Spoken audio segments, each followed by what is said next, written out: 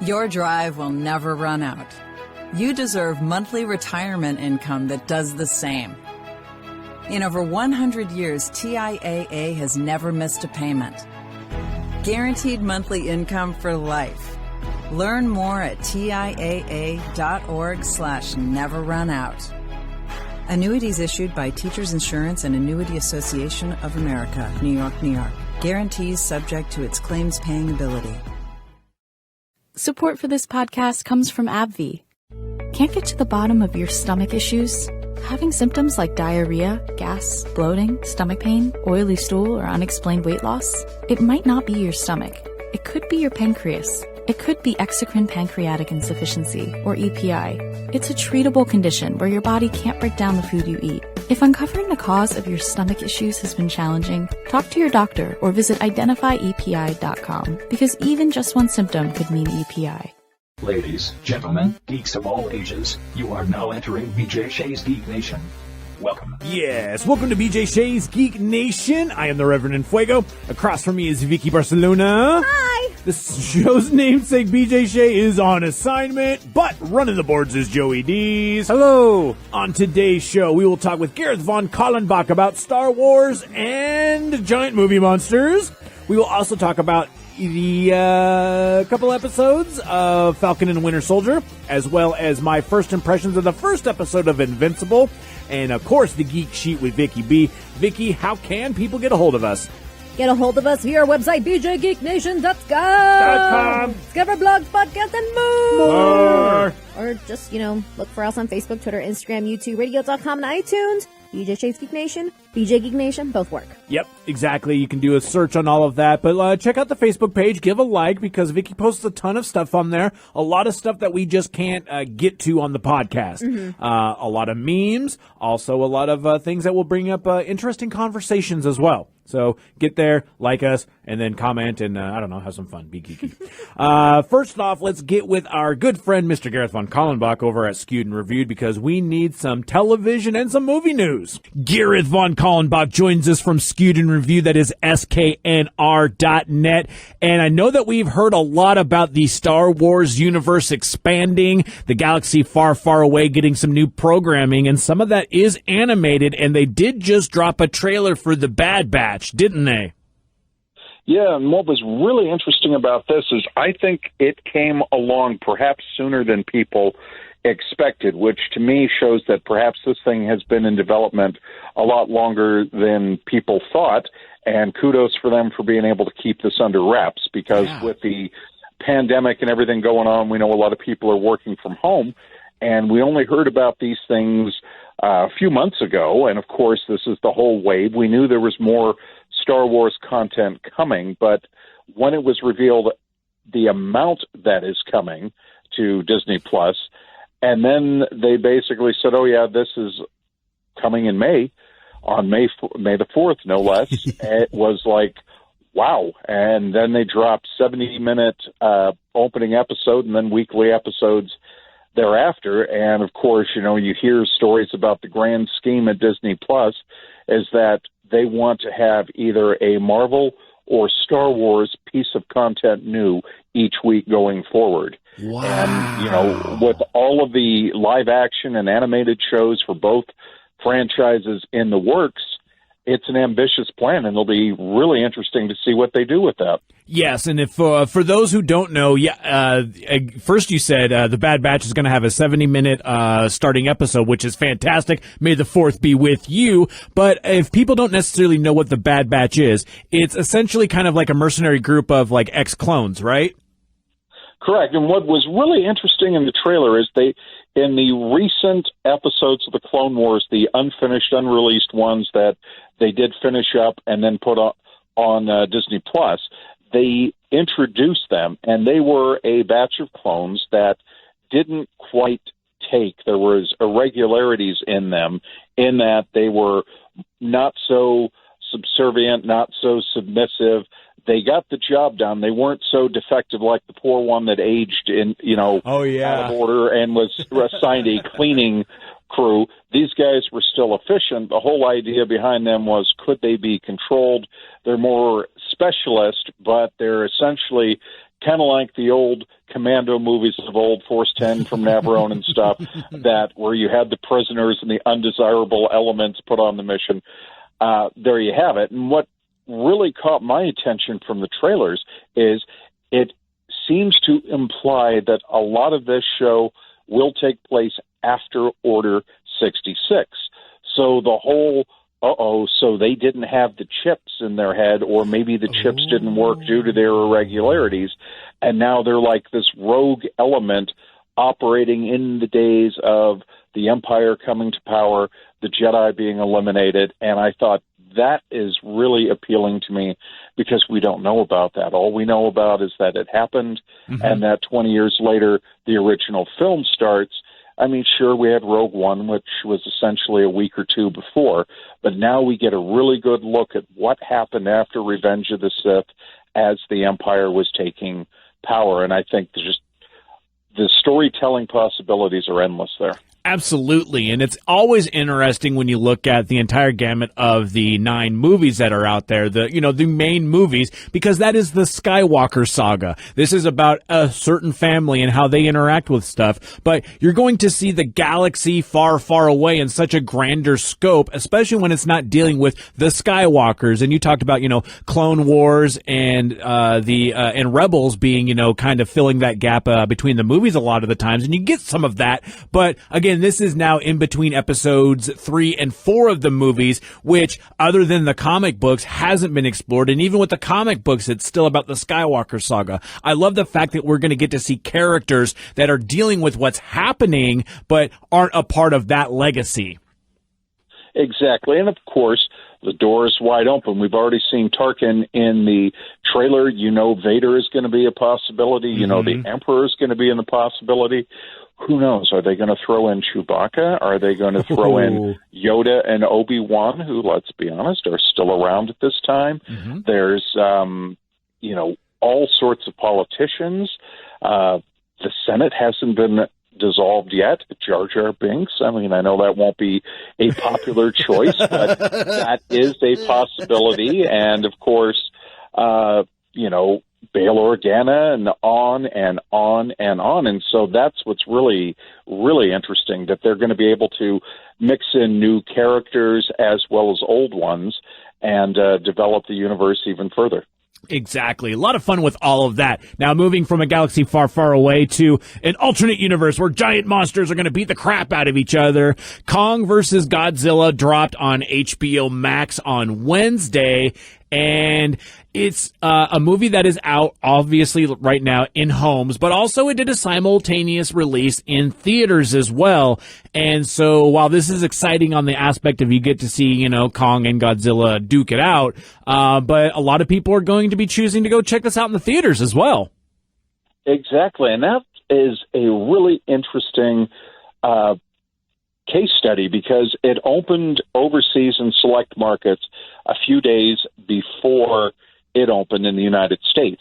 And it opened huge in China to the tune of about $70 million almost. Now, wow. Some people say, well, what's the big deal? China is an extremely large movie market. It has emerged as such in the last few years. They have a huge population. This is right up their alley. Well, not necessarily the case. The previous Godzilla film wasn't widely embraced over there, which was a big source of confusion because, traditionally people think the gigantic monsters are very popular in the Pacific Rim countries. Why didn't the last Godzilla film go over well in China? Well, they came out in numbers. And like I said, it didn't have a wide opening in terms of all of the countries overseas. But we heard stories like in, I believe, Australia, it has already made more money than the entire prior film did during its run. Oh, wow. And so this has got the whole film industry kind of going a bit crazy because they're on one hand saying, well, okay, China and Australia were obviously further ahead than some countries in terms of containing the pandemic. Australia essentially shut down everything, and you don't get in or out of there. I mean, you don't get in without a supervised 2-week quarantine, so on and so forth. So, is it a case of that these people are saying that they're more comfortable returning to the theaters, that there has been let's be honest, a lack of an event film? The last time we had any kind of major film attempted in the theaters was Tenet, and that was several months ago. I mean, not that there haven't been movies, but I'm talking a major FX-driven potential summer blockbuster. And so the big question now becomes, how is it going to do in America? Are people going to sit at home and say, I'm just going to stay safe in my home and watch it on HBO Max? Or am I going to venture out in the theaters and see it on the big screen? And then, of course, the bigger question, some states have loosened mandates. Some states have loosened size restrictions at theaters. Others have seen a wave a rising wave. Other states like California have been very far ahead with their vaccinations, and they've announced that they're going to an orange tier, which will allow, as we've talked about before, theme parks to reopen, theaters at 50% capacity. What are we going to see? How many people are going to jump forward? And is it going to be enough to stimulate the theaters to the point where all these films that are kind of in limbo? Let's not forget, Warner Brothers has Mortal Kombat sitting in the wings. And they announced that they pushed it back, I believe, a week, but they have that. And there's all these other films sitting there waiting, are they going to happen? Because that is the question. Theaters are looking at it. The industry is looking at it, saying, what is the audience going to choose? Are people going to stay home, or are they going to come back? And this is going to determine the entire summer movie season and the fall movie season. And, it's funny because we've already seen the trickle-down effect from this. We talked about briefly how Comic-Con is going virtual in July. This is a platform where a lot of these things are pushed. Then they said, well, we're going to try to do a small in-person thing in November. So that's probably when you're going to see the big push for the holiday films and then the early 2022 films. And, of course, there's always the question of, is CinemaCon going to drop in August as planned, where the exhibitors and the studios get together and hash out, this is what we've got coming for the next year. And there's so many questions, and all eyes are going to this. But based on what they saw, at least overseas, the simple answer is we don't know about the U.S. yet, but it does appear that there are certain markets overseas that have shown we are ready to come back to the theaters if you give us something worth going to the theaters for. It'll be interesting to see if Godzilla vs. Kong is going to be that, because, I mean, like you said, this is the precursor for all of it. Are we ready to go back to the theaters? I'm kind of hoping that those who are willing to do so will do so, and they'll be able to kind of show that growth. Me personally, because I'm gonna want to see it as quickly as possible, and I'm personally going to wait to do it in person. I'm still going to be watching it on HBO Max this weekend, so I'm definitely checking it out. But something like this, I feel, is it's gonna benefit greatly from the improved sound system of a movie theater as opposed to my own home theater.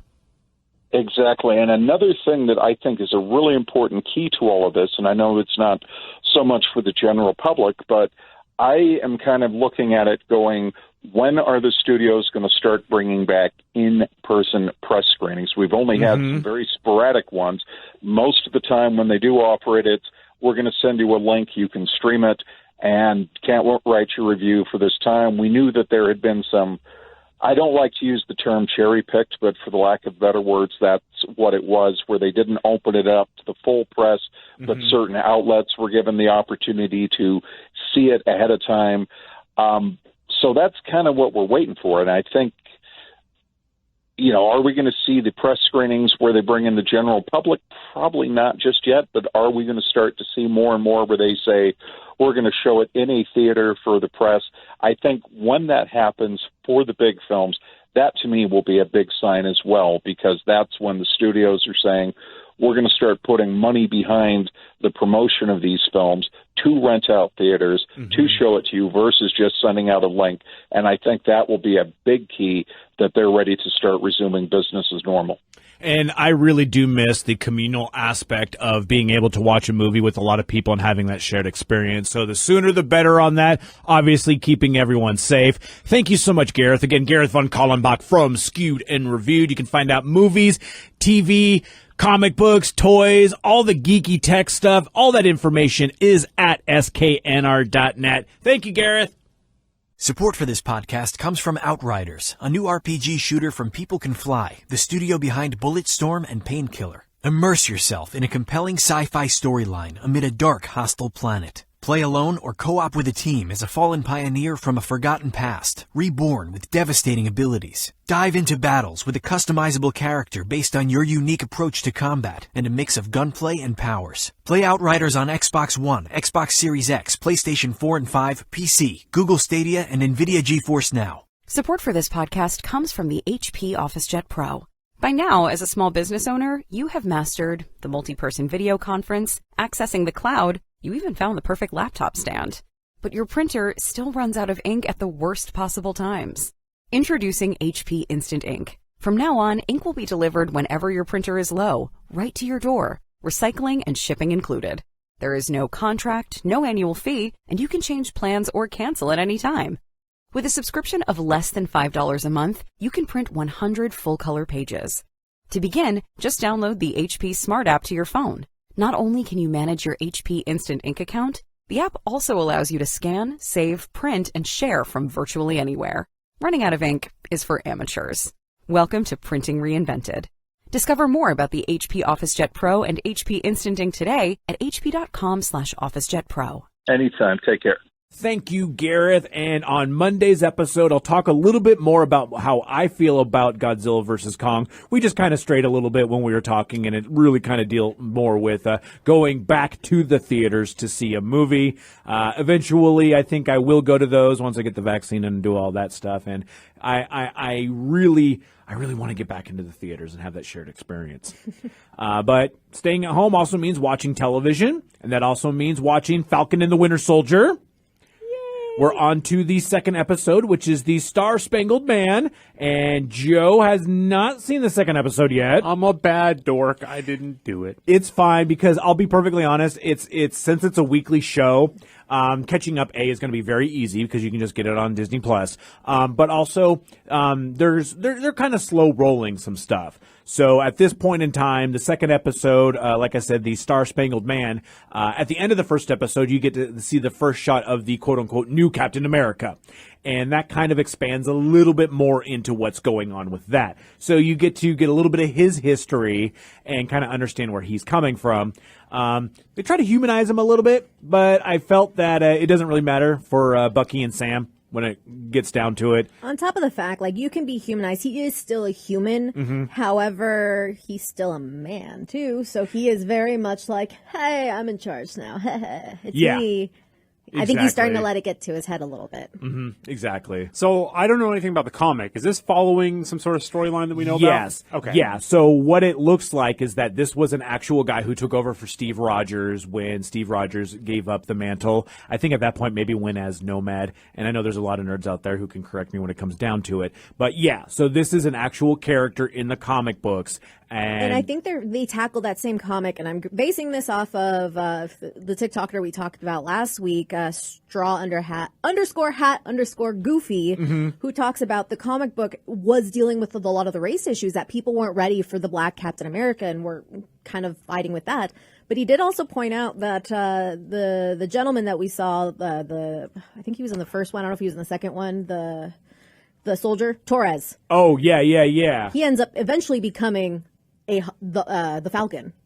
Really? Yeah, but he actually has actual wings, not mechanical wings, in the comic. Oh, huh. But I mean, I doubt they'll. I mean, they could Well, because who of the super knows? soldier route, but I doubt they'll do it. They'll probably just do the ceremonial. Here's my wings. Go for it. So one of the big things in this one is the fact that now there are other super soldiers out there. Some of the flag smashers are actually super soldiers. We don't know where they come from or how they come from. They sound like they all have different accents a little bit. Yeah, and there. I mean, the Flag Smashers was established in the first episode as a group of people who want a world without borders. So when they're saying Flag Smashers, essentially they want to bring down all of the world governments and bring them back into themselves. Just how it was before the blip thing happened. Yeah, and it's just looking at me, and it's like me and my wife are looking at each other, and it's like, well, obviously this means Hydra, right?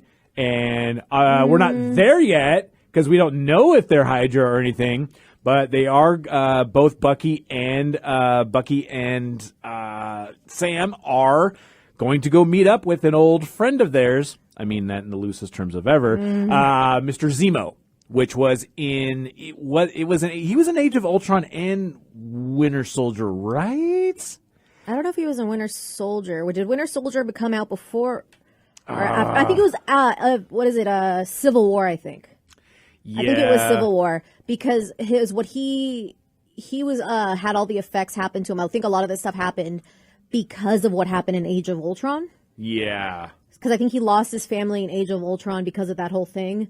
Oh, he was the main antagonist in Civil War. And then Civil War, he was the one that caused Yeah. all the problems, pretended to be Bucky, all that stuff. Exactly. So, and it's a really interesting sort of thing too, because, and this gets into, kind of the speculation territory, which I'm not going to do when it comes down to all of this. But a lot of people have mentioned that in the comic books, Zemo does create his own superhero team. Okay. So they But are might. they heroes or just super powered team? Well, we'll have to find out how they're going to be taking it. But in the comic books, it was a villain team that was kind of masquerading as heroes, doing hero-ish things, but under the guise of, well, Hydra. So we'll have to see how all of that works out. Still very interesting to see where it's going to go because they just said, we're going to go see him, and then they cut for episode 3. Are we spoiling it or not? Do it. Yeah, all right, Okay. cool. Well, we did get introduced to a character that is very important, not just, I guess, to the world, but the idea of what this show is really. It is demonstrating, doesn't matter how successful you can be, unfortunately, the world is still a little broken when it comes to microaggression. Was it micro? Yeah, I always macro and micro. I get them confused. Yeah, micro is itty bitty, macro is big. Yeah, microaggressions and stuff when it comes to race and things like that. But we did have a black Captain America, which was a complete, like in a sense, a super soldier that could take down Bucky and did take down Bucky, which was a shock for Sam. He's like, you're telling me this was a thing? And I think if Sam were to know that, he wouldn't have given up the shield. Yeah, I have to absolutely agree with that too, but I also believe that Bucky was doing it the same reason why Steve Rogers didn't tell Tony about his parents, and with Bucky doing that, you're trying to protect a friend from information that kind of might send you off in a direction that maybe you're not ready for yet. Right, on top of the fact that this poor man has already suffered enough. Yeah. I'm blanking on his name. It wasn't Jeremiah, was it? It was Isaiah. Yeah. And so, yeah, go ahead, Joe. Can you remind me in the first episode, did they say why he gave up the shield? It was more along the lines of he said that it didn't feel right for him. Okay. And that it wasn't his place to take up that mantle. It was nobody's place. And that was the big stab in the back. He did that whole pomp and circumstance of like putting it behind glass only for the senator to come back around and immediately give it to the new Captain America. Got it. Which is really douchey. It's like, Oh, hey, yeah. Rev, I'm giving you this really beautiful watch. Yeah, thanks for that watch. You know, but it was my grandfather's. You're like, you know what? I can't wear it or whatever. I'm just going to have it up on display, and then you go around and give it to somebody else. Yeah. And it's like, It's I gave that to regifting. you. It's regifting. And I'm like, that was an important thing. Yeah, it's like, regifting an heirloom. I mean, literally, like, a legacy heirloom when it comes down to it. It's not a good thing. You knew that wasn't going to stay in the museum. That thing's a weapon. Yeah, and that's the thing, too. I always found it interesting, too, because the new Captain America, I'm not going to call him by his name, he's just new Captain America. He can use the shield fairly well. He's Right. not a superhuman. He didn't take any super soldier serum at this point. And I wouldn't be don't know if surprised he if will. he Right. seems like the kind of guy that would be under pressure. He's like, I need to be better. I'm going to do this, much like athletes who take steroids. straight up. And so, but he can handle himself pretty well with it. He's trained. He feels like he's up to the task, but he's also not trying to be Steve. Like, he said so in it. Like, he still comes off very douchey. Oh, yeah. He's super arrogant, but it's that same sort of way of like, I'm going, like, even them trying to humanize him, it's just still that, well, I need to do this, I'm going to do this, and hey, guys, how's it going? And there's a couple times where he bails some people out, and he lets you know. It's that kind of guy who it's like, I'm here to save you, and I saved you, look at me. So now you have to do what I tell you to do. Yeah. But you definitely want to watch this episode because we do find out why it's bothering Bucky so much. Yes. And like, why is it that Sam giving up the shield has nothing to do with him? Why does it hurt him? The therapy session was pretty. I mean, it's eye opening. It's a couples therapy session that is both hits so you in the funny. feels. Yeah. And it's so funny. It's so funny, but yeah, exactly. So, really good episode. Can't wait to see what happens on today's episode as well. Another show that is out on Amazon Prime, and they're doing the weekly thing. They've dropped the first 3 episodes of Invincible, which is the original Robert Kirkman comic that I think went for about 140 issues, 144, I think, like that. Something like that. Yeah.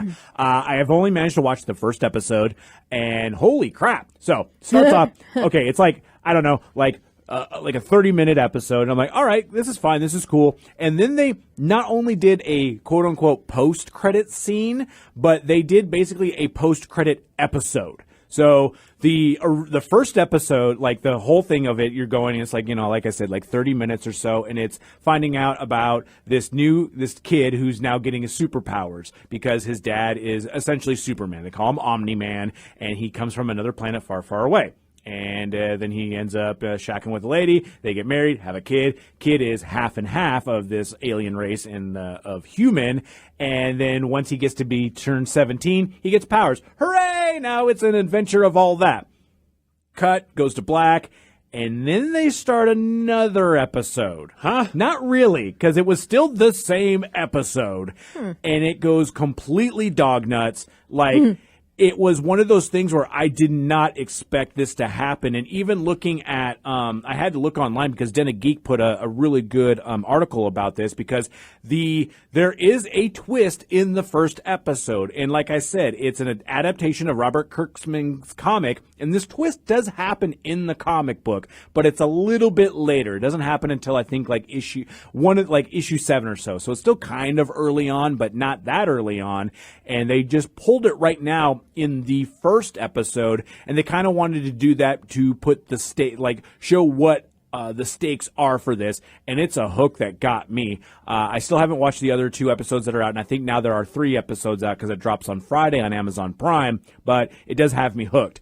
Omni-Man, the Superman type, is voiced by J.K. Simmons. Oh, okay. Yeah, which you may know as J. Jonah Jameson, among many other things. Also, Stephen Yeun, who played Glenn on The Walking Dead, is playing the title character, Invincible.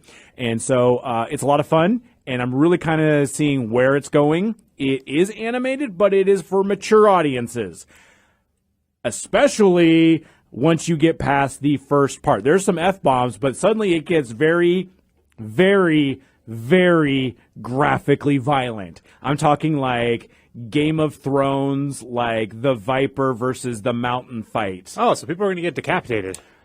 Yes, among many other things. Like, don't go into this while you're eating dinner. Maybe that's why the wife isn't too happy about watching this anymore, because we watched the first episode during dinner, and well, you know, that doesn't really help the food go down. No, not at all. But little forewarned there. I hope I'm not hyping it up that much in terms of like expectations. But yeah. Well, let me know how you guys feel about that. Yeah, enjoy. Let me know how you feel about that. And but now it is time to get to The Geek Sheet with Vicky B. All right, Vicky, what do you got? So we did talk about Falcon and the Winter Soldier. Mm-hmm. And I had found this a while ago that it made me feel so good. Oh. Well, some of the things. It's 21 MCU fans share things about Sam and Bucky that we never thought about before. Okay. Some of that may be true. Some of them might just be observations. Okay. So stuff like, they probably wouldn't work well together in an apartment. You know, you don't want to have them renting an apartment together.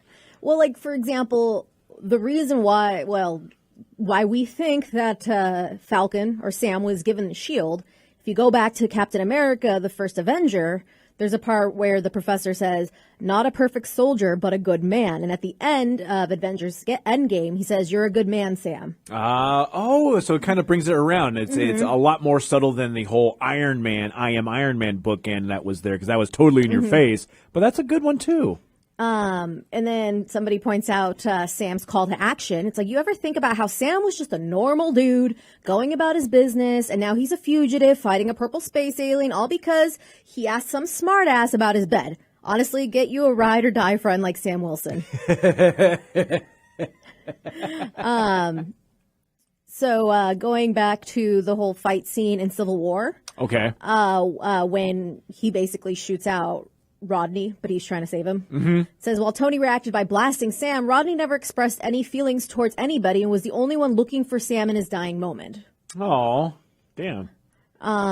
Also, let's talk about Sam Wilson and how he dived so fast to help Rodney, not only because he's an amazing person and would never want to see someone else hurt like that, but because he knows exactly how it feels to watch a person you love get shot out of the sky. Sam lost his best friend Riley the same way that Tony almost loses Rodney. And imagine how he must have felt trying his hardest but still not being able to save him from that fall. So feeling like he was like up there just to watch it all over again. Oh, yeah, that would suck. That would absolutely suck. And I mean, it makes sense that he would be the one to do that.